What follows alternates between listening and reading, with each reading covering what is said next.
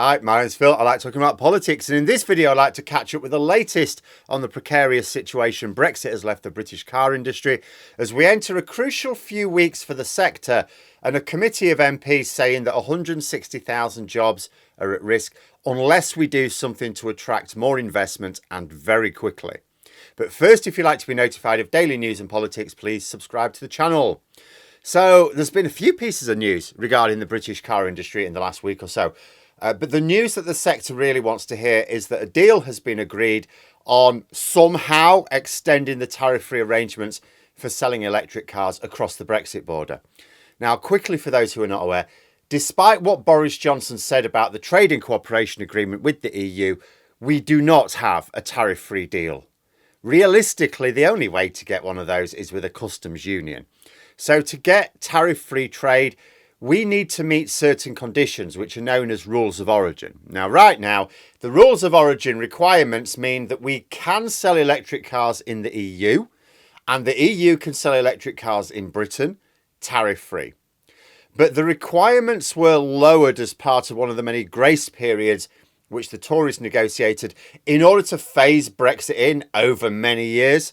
This was because if the public saw the full Brexit overnight, there would be an instant outcry. And this particular grace period runs out at the end of next month. It's not that tariff-free trade with electric cars will be impossible, just that the requirements will be a bit stricter, and realistically the only way you'll be able to do it is if the electric cells you've sourced can be determined to have been produced either in the EU or in Britain. And as of this moment, businesses in both Britain and the EU are not really able to meet them. It basically means that electric cars that we try to sell in the EU from January will suddenly be 10% more expensive. We will lose a lot of business. Now, the same applies to EU manufacturers wanting to sell in Britain. So there is political pressure on both sides to find a solution, and quickly. There's resistance from some key members of the EU Commission to changing the terms of the Brexit deal. They don't want for us to keep revisiting that. But more recently, those same members were saying, but they were open to the idea that maybe some of the definitions were a bit too strict. So they're not up for changing the deal, but maybe some of the definitions, a possible way forward. Then more recently, in fact, very recently, France has joined Germany in saying that it wants a solution, but there's basically 1 month left to get it. So time's running out.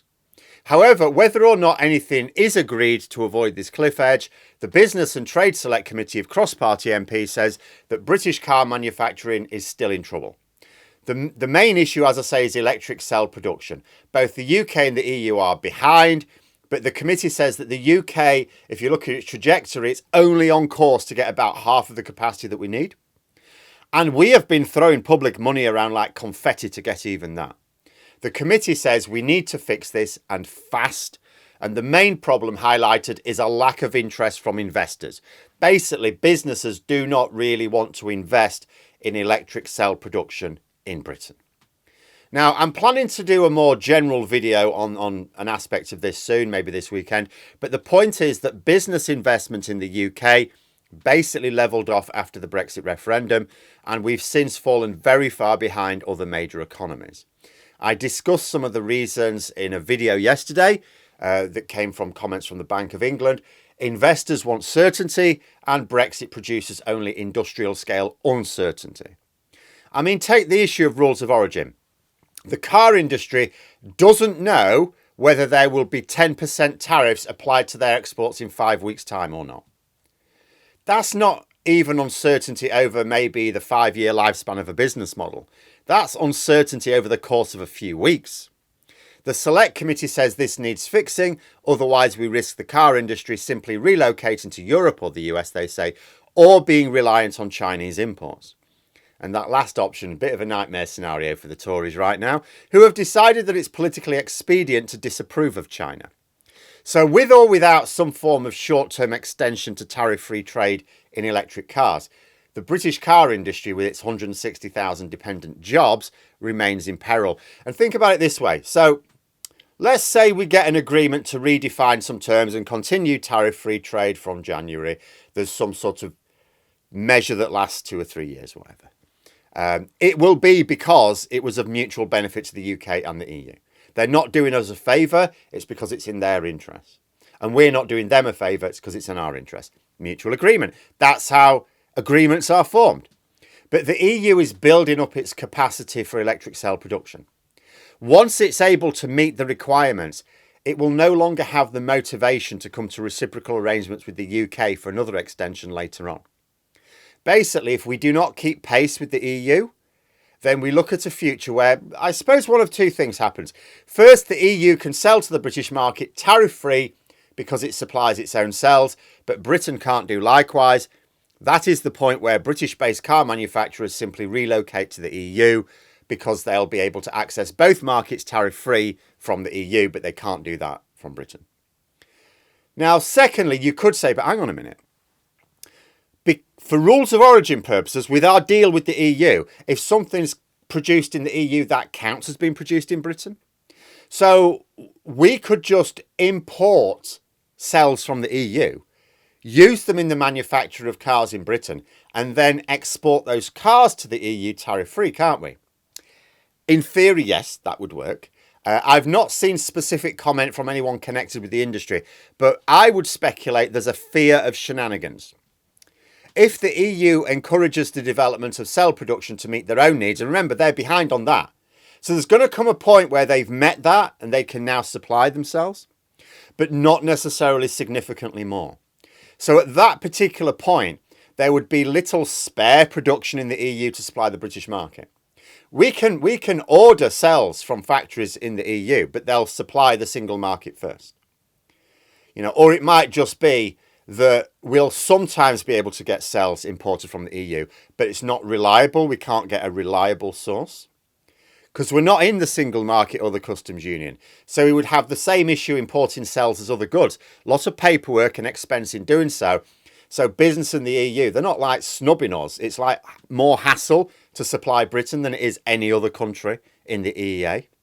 And if supply lines are disrupted, even if it's only now and then, let's say it happens twice a year, it stops production in Britain. It shuts it down. It's a little bit like during the pandemic when production sometimes shut down because of semiconductor shortages. Basically, even the threat of unreliable supplies would cause car manufacturers to decide, you know what, we'll just relocate. After all, if you know you can get reliable supplies if you're based in the EU and can still sell to the British market tariff-free, why would you continue your next business plan in Britain where supplies are unreliable? Again, it's that certainty. In fact, there was a bit of related news on this week. Kemi Badnoch, the Business and Trade Secretary, has been hailing the decision by Nissan to build electric cars in the northeast to carry on, right? This has been hailed as good news, but it's actually indifferent news because this isn't new investment as such.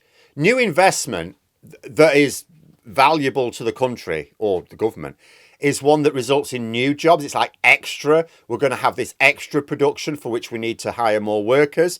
Brilliant for the local economy, right? This isn't that. It's simply securing existing jobs. These jobs are already there. They're just going to say, we're not going to get rid of these jobs. That is what the Tories are reduced to now, cheering the fact that some jobs are not going to be lost. But the car industry's taken a battering since 2016. We should be growing. We should be adding jobs to the sector, not treating some jobs still being there like a lottery win. It's like cheering a draw in football. Like sometimes you feel like a draw is a win. You're really happy with it, but only when you know your team isn't competitive. That's what Brexit Britain is, uncompetitive. So we cheer the no-score draws. But this decision is for like a period of time. It's a business decision. There's a business model for a set number of years, right? At the end of that period, another investment decision will need to be made. Will they continue or will they relocate? If by that time the EU has built up its electric cell infrastructure and the UK has not, what then? If we end up in a situation where a factory in Antwerp can get reliable supplies of components and sell across Europe without hassle, and one in Sunderland can't, what will the next investment decision be? What would you do if you were making a business decision in that situation? You know, we can't keep cheering the draws and ignoring the losses. We need wins, actual wins. And that can only come from investment. And that will only come with a clear, reliable and certain business environment. We used to have that. The UK used to be the #1 destination for inward investment in Europe. Brexit took it away. That is why 160,000 jobs are still at risk, according to MPs, despite the Tories cheering the odd draw. And this is just from one sector of our economy, although a very important one for a great many communities. But there we are. Those are my thoughts. Let me know yours in the comments below. I hope you found the video interesting. If you did, please click the like button. And if you'd like to support the channel further, the join button for memberships. And until next time, I'll see you later.